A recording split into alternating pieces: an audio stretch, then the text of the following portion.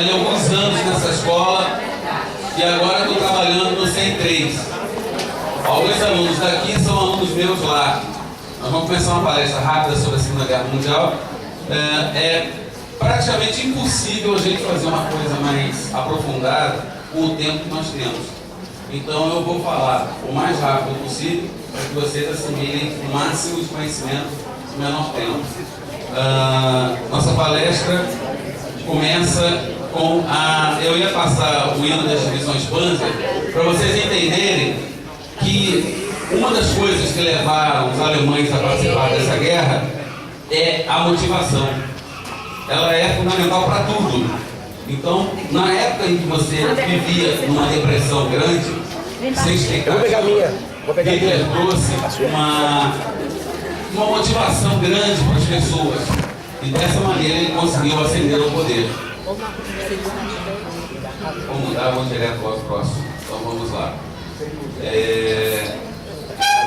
Isso daí é Hitler. Quem diria que uma criança tão fofinha, bonitinha, bochechudinha, se transformasse num dos maiores assassinos da história universal?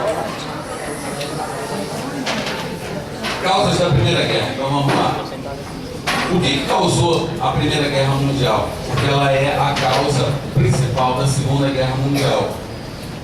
Industrialização alemã necessitando de matéria-prima e territórios. Antes da Primeira Guerra Mundial, todo mundo aqui já estudou a Revolução Industrial. E o que é matéria-prima, o básico para a Revolução Industrial, era carvão e ferro. A Alemanha não tinha tanto.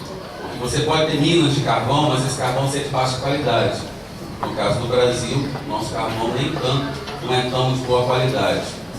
Então o que acontece? A Alemanha precisava de matéria-prima e precisava de territórios para conseguir essas matérias-primas. Não adiantava comprar, ela tinha que ser a dona. Havia uma rivalidade industrial entre a Alemanha e a Inglaterra muito forte.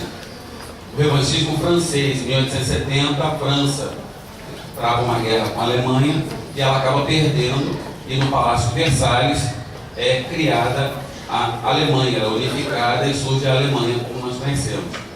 Rivalidade entre o Império Austro-Húngaro e o Russo, disputando pelo Império Turco-Otomano. Ele estava em completa decadência. Eles queriam uma saída para o Mediterrâneo, uma saída para o mar. Desenvolvimento comercial industrial e os dois países estavam iniciando, então começaram a disputar. Era uma série de disputas e rivalidades entre vários países da Terra. Nacionalismo sérvio.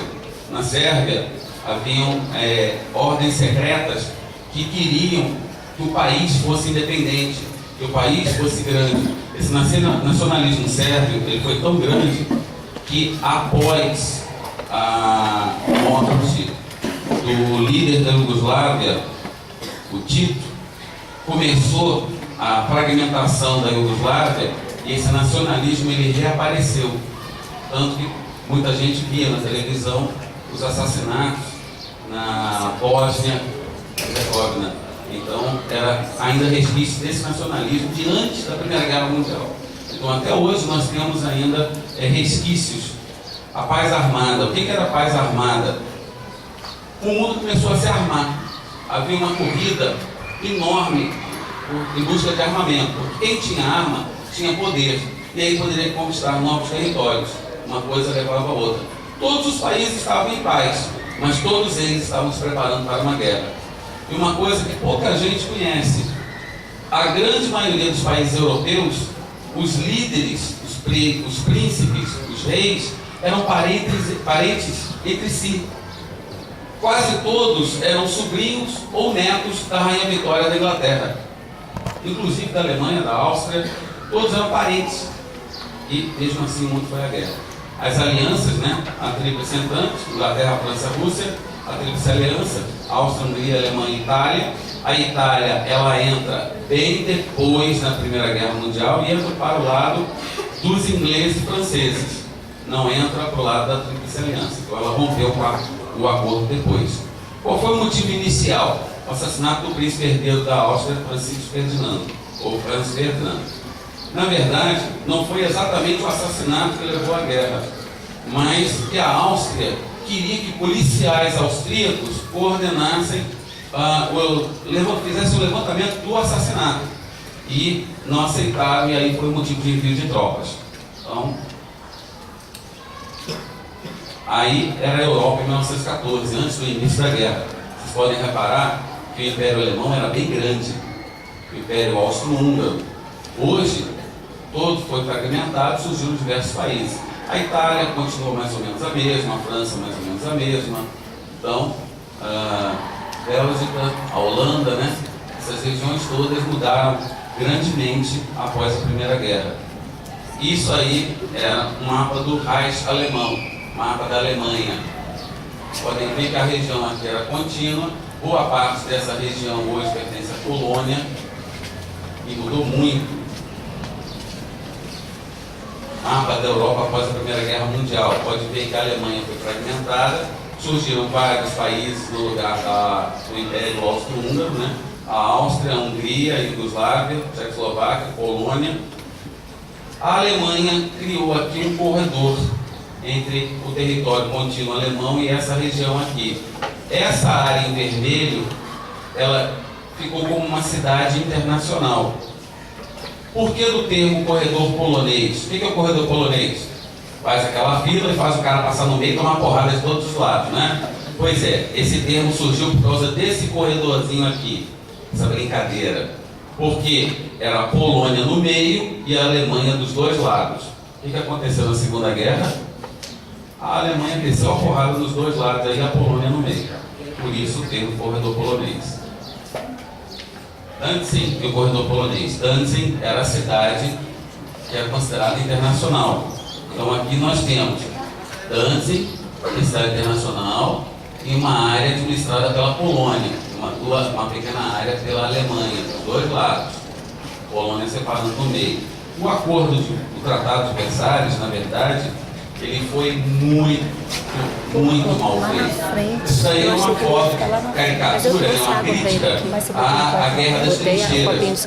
Que o soldado tem uma batedeira, folha de café, ralador, uma banheira para tomar banho atrás, barbeador, tudo pendurado nele para ele estar preparado para a Guerra da Trincheira. Só que a Guerra de Trincheiras não era bem isso, era mais isso daí. Essa é uma foto de um jornal. Esse cara de gravatinha aqui é um repórter. Claro que o soldado não usava gravatinha, mas a Guerra de Trincheiras era um buraco em que ninguém ia para frente nem para trás e ficava aí meses. Durante a chuva, a água vinha quase à altura da metade do joelho, a pessoa ficava com o pé molhado o tempo inteiro, isso gerava fungo nos pés e quando a pessoa tirava a bota, a perna quase toda estava em feridas. Era o mal das trincheiras. Isso os ratos infestavam, os corpos que ficavam caídos ao redor das trincheiras não eram retirados e era a maneira com que os soldados viviam durante meses. O índice de mortalidade não era só por guerra, era também pelas doenças. Isso aí é uma cena real de batalha, fotografada do lado alemão, em que o soldado francês está levando um tiro e era assim. Levanta de um lado, corre para cima do outro e o cara do lado de cá atirando o cara em campo aberto. Então basicamente as batalhas eram horas de bombardeio. Podem ver que está cheio de buraco na região. Essa área aqui do meio é considerada a terra de ninguém, em que ninguém era dono, então eles bombardeavam demais a região. Depois levantavam e corriam para o outro lado. Nesses bombardeios se usava também gás de mostarda. A mostarda ela é usada como alimento, mas ela também produz um gás extremamente tóxico que queima o pulmão e os olhos. Então, quem não tinha máscara acabava morrendo, era afetado pelo gás de mostarda. Isso daí é uma filmagem da época feita mostrando os horrores da guerra. Isso aí é que sobrou das trincheiras, batalhas, cenas de combate. Basicamente o combate era isso. Começava com um bombardeio, eles iam explodindo o território no meio, tentando atingir o inimigo. Eles são prisioneiros alemães levando feridos, uma trincheira inglesa. Toma ele bombardeio.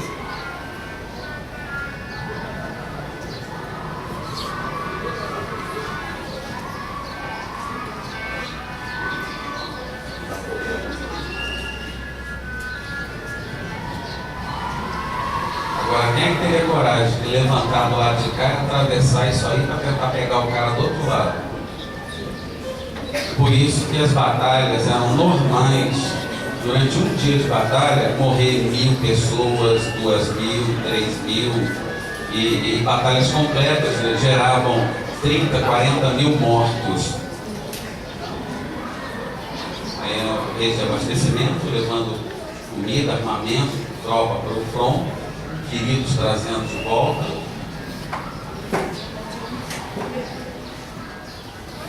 Pessoal da Cruz Vermelha levando os feridos, soldados descansando.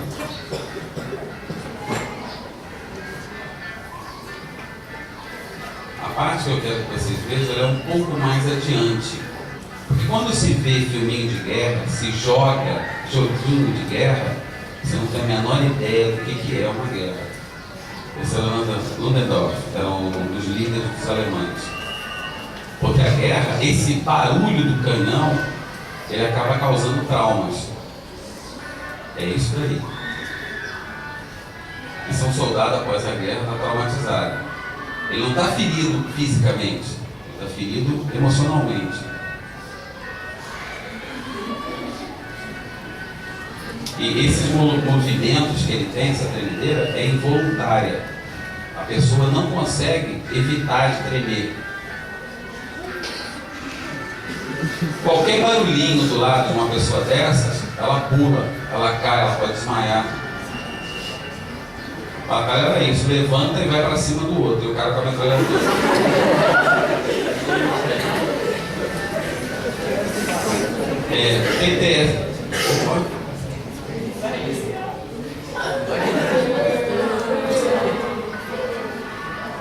PTSD, shell shock, barulho de explosão ou choque da explosão, lhe causava trauma também.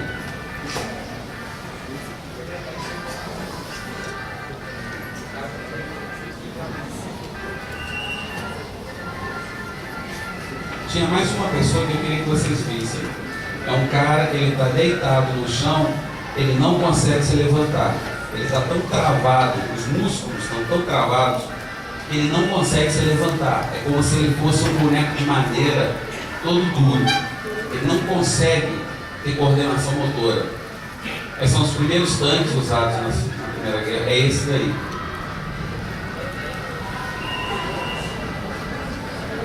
Ele fisicamente ele não tem ferimento.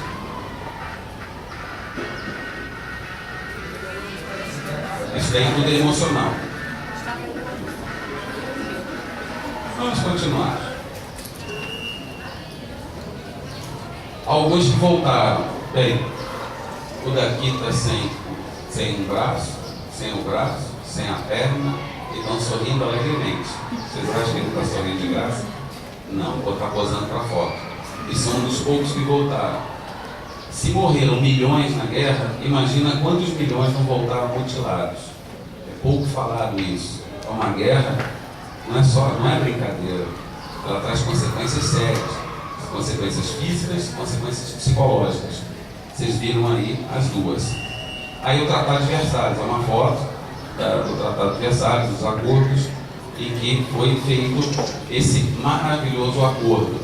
Devolução da Alsácia-Lorena, que era uma região da França que estava na mão da Alemanha, altas reparações para a França. A França, particularmente, ela foi para cima da Alemanha no Tratado de Versalhes, e ela queria vingança, literalmente. Então reduziram o exército, marinha, que não podia ter força aérea da Alemanha. O exército praticamente era apenas uma ou duas divisões para manter a segurança interna do país. A marinha foi proibida de ter submarinos e vários navios, e a força aérea ela foi totalmente banida da Alemanha. A Alemanha foi responsabilizada unicamente pela guerra. Detalhe, quem começou a guerra foi a Áustria-Hungria, mas a Alemanha que foi a culpada. E o pagamento de 269, que depois foi reduzido para 132 bilhões de marcos. Isso era muito dinheiro.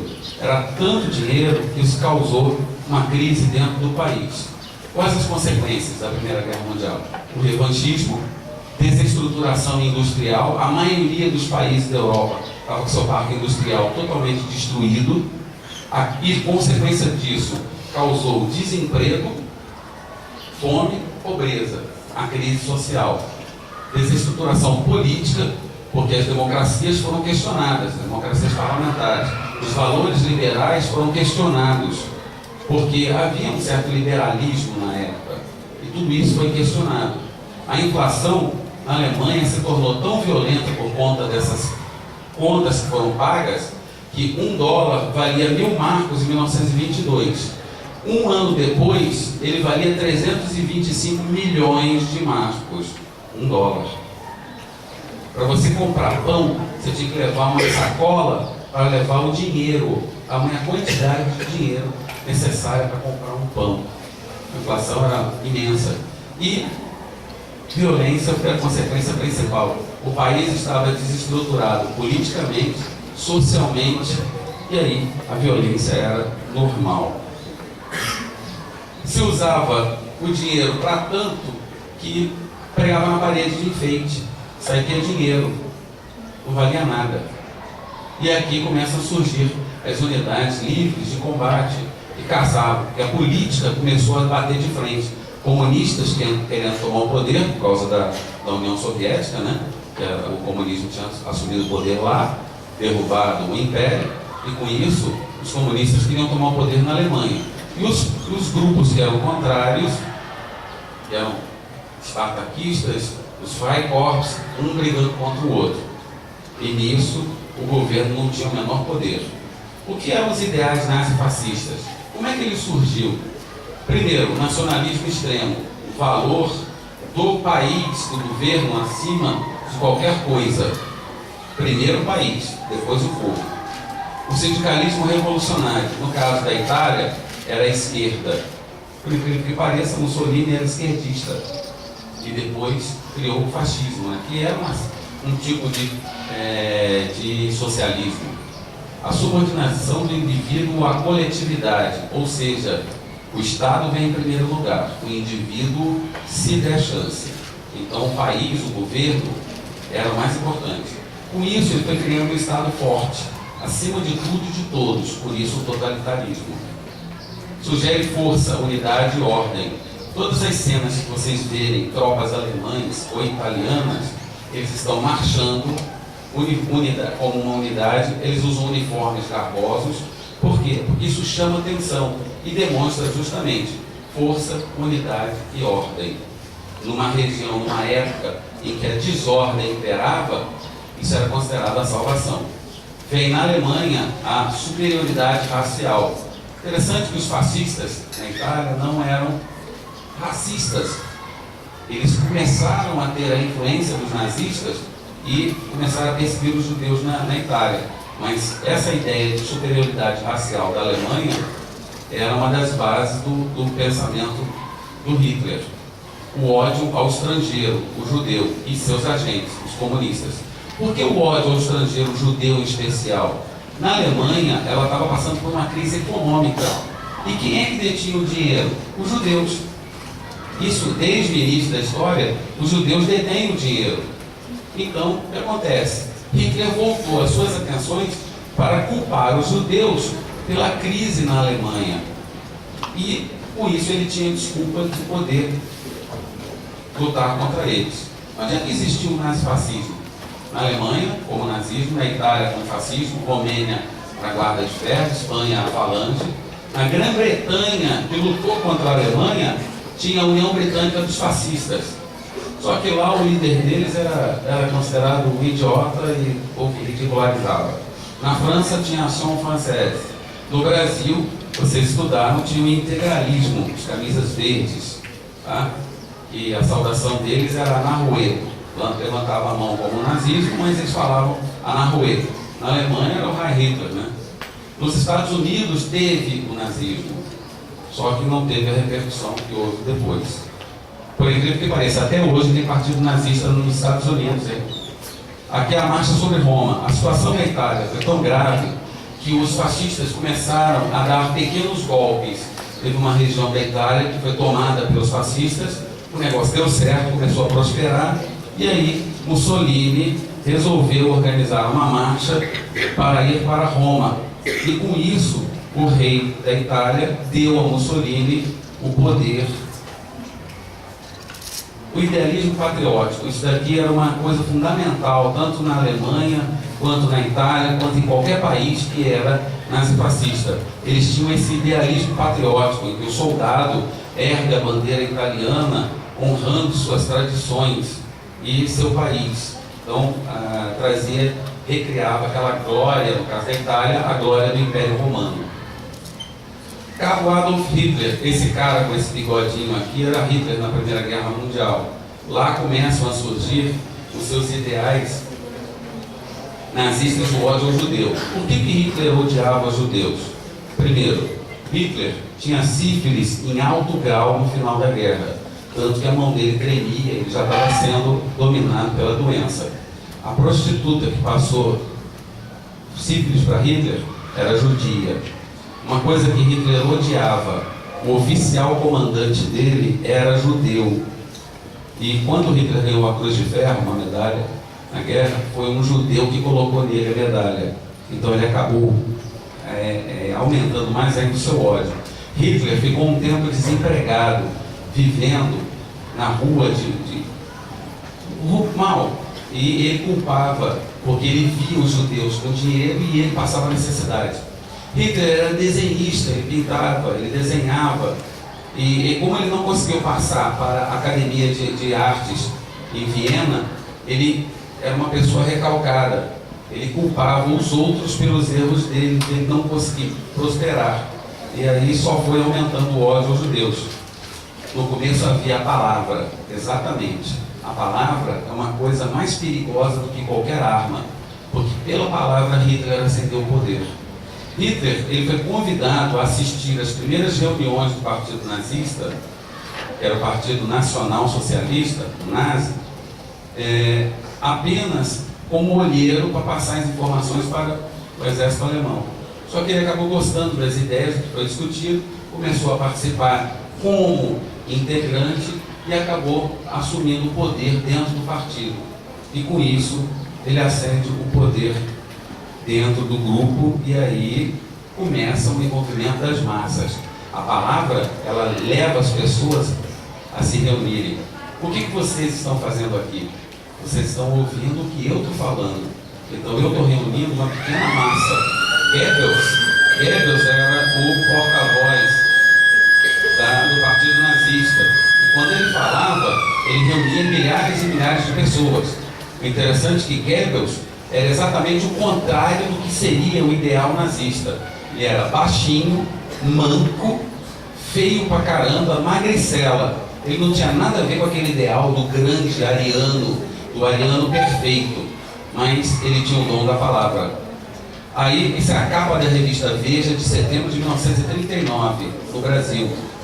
A adoração de Hitler vindo como um deus, salvador da Alemanha, com a mão forte, o rosto, o semblante forte, dando união, firmeza, né? Só que a pombinha, em vez de ser branca, era uma pomba negra, trazendo a luz do mal à terra. Aí, nas reuniões de Nuremberg, Hitler, quando discursava, ele reunia milhares de soldados, milhares de pessoas. A cidade de Nuremberg foi palco de grandes discursos de Hitler. Aí é um discurso dele. O som está ruim, mas eu quero que vocês entendam o que ele fala ali nas letrinhas.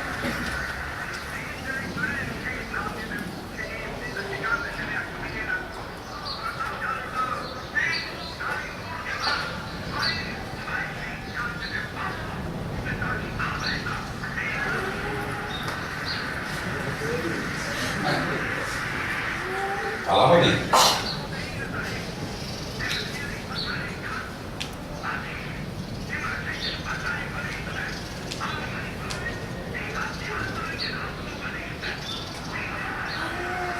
Você vê que ele acabou com todos os partidos. A Alemanha deixava de ser uma democracia para ser uma ditadura. O ideal era um povo, um império, um líder. Ein Volk, ein Reich, ein Führer. Ou seja, ele personificava os ideais do país. Ele seria o salvador. Começa a perseguição dos judeus. Os primeiros campos de concentração surgem na Alemanha nos anos 30 para prender os opositores do governo. Aí começam a cercar, as lojas eram marcadas, eram fechadas, eram quebradas. Os judeus, em 1933, é o primeiro campo de concentração, que é Dachau. Se escreve Dachau, se fala Dachau. Esse campo na Segunda Guerra também seria famoso pelos extermínios. A desculpa para Hitler ter o poder total foi o incêndio do Reichstag, que ele culpa os comunistas e com isso o presidente Hindenburg dá poder totais a Hitler. Logo em seguida o presidente morre e Hitler se transforma no líder total da Alemanha. A Noite dos Cristais, cristal nascem, em que as sinagogas são queimadas e destruídas. Hitler já não precisa da opinião pública mundial, ele começa a perseguir abertamente os judeus. O poder nazista, que eu falei para vocês, marchando como uma união. O soldado alemão, ele fazia o juramento à bandeira com a mão em cima do cano de um canhão. Aí as tropas marchando, lembrando o Império Romano, né, que usavam bandeiras, estandartes, simbolizando o poder do país. O espaço vital. A Alemanha começa a crescer. Assim como na Primeira Guerra Mundial eles precisavam de território e de matérias-primas, a Alemanha também precisava de territórios. E ela começa a avançar para os países ao redor. À esquerda tem uma foto das tropas alemãs marchando numa região da Tchecoslováquia. Eram as regiões onde tinham povos alemães. Então a desculpa que Hitler tinha é que nessas regiões a predominância era de alemães. Então aquele território tinha que pertencer à Alemanha. E com isso ele vai quebrando as fronteiras.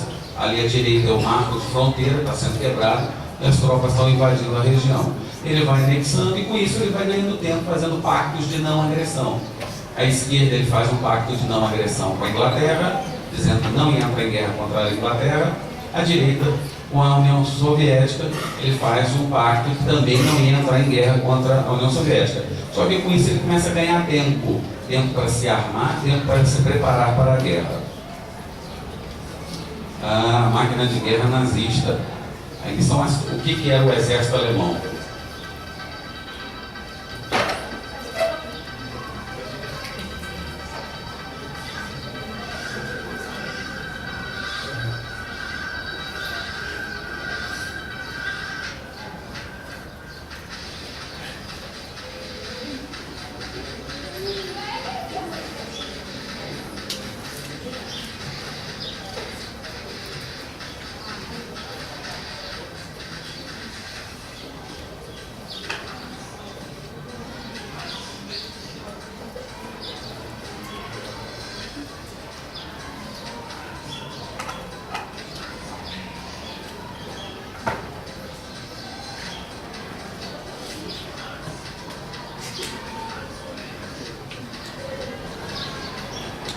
As armas alemãs eram as mais modernas da época. Algumas armas alemãs eram muitos anos à frente em termos de tecnologia.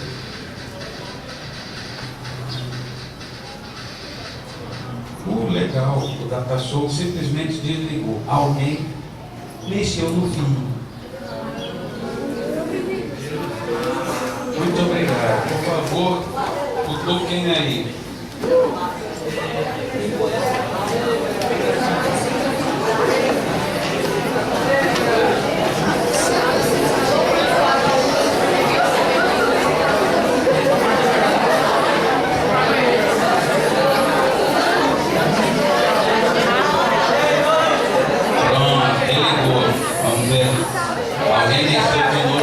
Desligou de novo.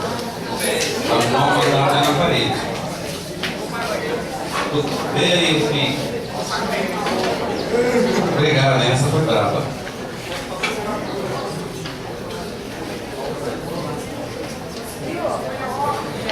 Não ligou aqui, ó.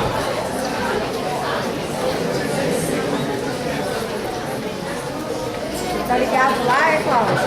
Lá naquela parede lá? Data Show, tá ligado lá?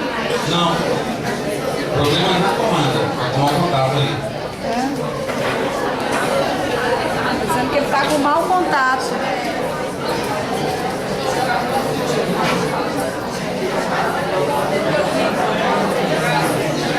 Mas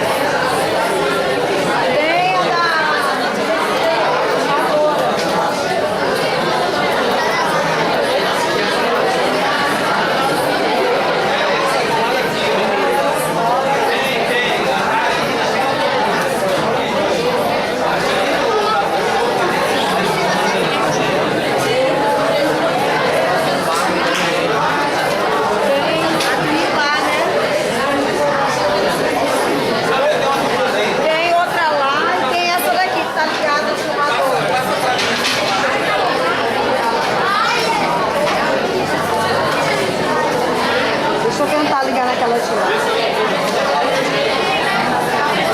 Tem mais? Não dá pra ir mais longe. E aí, será que pode ficar essa...